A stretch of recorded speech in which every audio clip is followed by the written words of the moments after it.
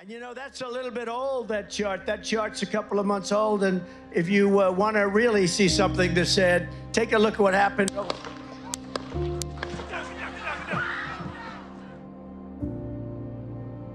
Never, ever give up. Just keep going forward. Never stop. It may seem like you have no chance. It may seem like it's over. Never, ever quit. If you're a quitter, I hope you quit right now and stop watching immediately, because you'll never make it. I got you. Let me get my shoes. Hold on, your head. So we gotta move to the box. Let me get my shoes. Okay. Watch out.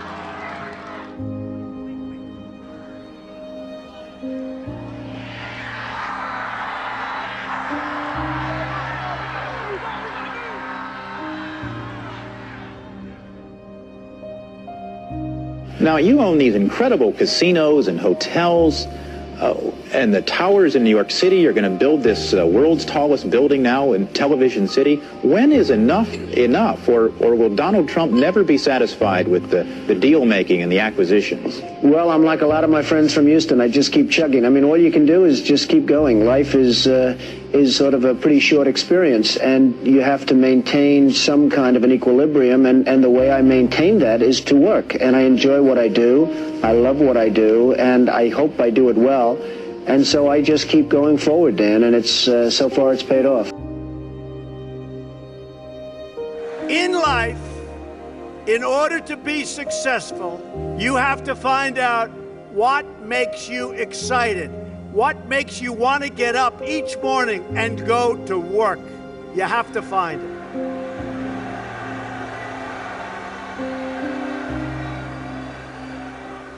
If you love what you do and dedicate yourself to your work, then you will gain momentum. And look, you have to. You need the word momentum. You will gain that momentum. And each success will create another success. The word momentum. I'll tell you a story that's very interesting for me. When I was young, there was a man named William Levitt, Levittown. You have some here, you have some in different states. Anybody ever hear of Levittown? And he was a very successful man, became unbelievable. He was a home builder, became an unbelievable success, and got more and more successful. And he'd build homes, and at night he'd go to these major sites with teams of people, and he'd scour the sites for nails and sawdust and small pieces of wood, and they'd clean the sites so when the workers came in the next morning, the sites would be spotless and clean. And he did it properly. And he did this for 20 years, and then he was offered a lot of money for his company. And he sold his company for a tremendous amount of money. At the time especially, this is a long time ago, sold his company for a tremendous amount of money. And he went out and bought a big yacht. So he had a very, very interesting life. And the company that bought his company was a big conglomerate. And they didn't know anything about building homes, and they didn't know anything about picking up the nails and the sawdust and selling it and the scraps of wood. This was a big conglomerate based in New York City. And after about a 10-year period, they were losing a lot with it. It didn't mean anything to them, and they couldn't sell it. So they called William Levitt up, and they said, "Would you like to buy back your company?" And he said, "Yes, I would." He so badly wanted. He got bored with this life of yachts and sailing and all of the things he did in the south of France and other places. You won't get bored, right? You know, truthfully, your workers, you'll get bored too, believe me. Of course, having a few good years like that isn't so bad.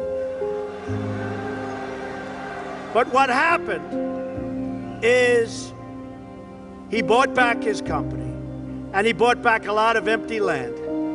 And he worked hard on getting it zoning, and he worked hard on starting to develop.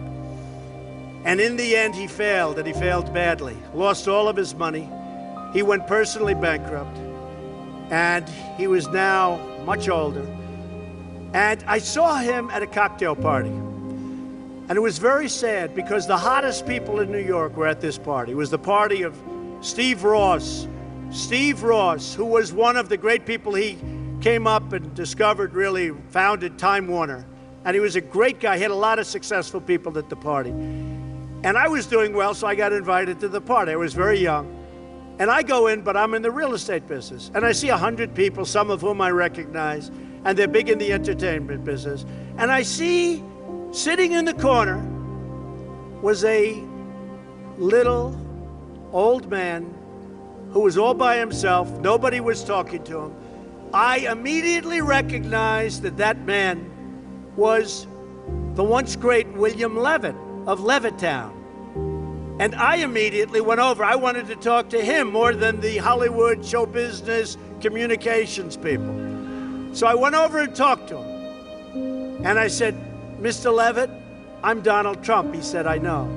I said, Mr. Levitt, how are you doing? He goes, not well at all. And I knew that. But he said, not well at all.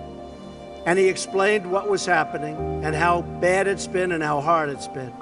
And I said, what exactly happened? Why did this happen to you? You're one of the greats ever in our industry. Why did this happen to you? And he said, Donald, I lost my momentum. I lost my momentum. A word you never hear when you're talking about success. When some of these guys that never made 10 cents, they're on television giving you things about how you're going to be successful. And the only thing they ever did was a book and a tape. But I'll tell you, it was very sad, and I never forgot that moment. And I thought about it, and it's exactly true. He lost his momentum, meaning he took this period of time off, long, years, and then when he got back, he didn't have that same momentum. In life, I always tell this to people, you have to know whether or not you continue to have the momentum. And if you don't have it, that's okay. Because you're going to go on, and you're going to learn, and you're going to do things that are great. But you have to know about the word momentum. But the big thing, never quit, never give up, do something you love. You do something that you love, you'll never fail. What you're going to do is give it a shot again and again and again. You're ultimately going to be successful. And remember this, you're not working. Because when you're doing something that you love, like I do, of course I love my business, but this is a little bit different. Who thought this was going to happen? We're, having a good time. We're doing a good job. Doing a good job. But when you do something that you love, remember this, it's not work. So you'll work 24/7, you're going to work all the time, and at the end of a year, you're not really working. You don't think of it as work.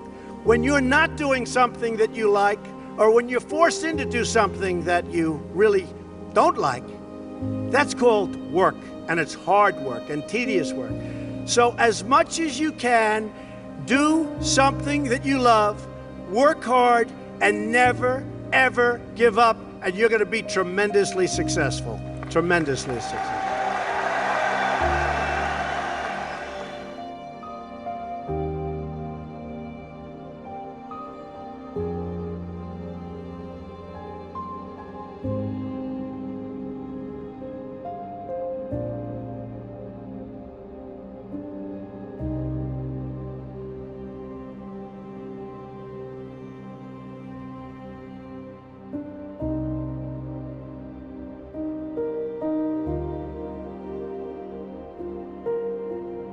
People settle for mediocrity for one reason. They're lazy. I've seen it so often. People go into something, they don't want to go that extra step. They know it's not going to be great. It might be good. It might be okay. It's not going to be great. They settle for mediocrity. They're lazy. One of the most important things, never, ever quit. Never quit. I went to a great school. I went to the Wharton School of Finance, and in that school, I met a lot of people heading industry today and over the past, very smart people.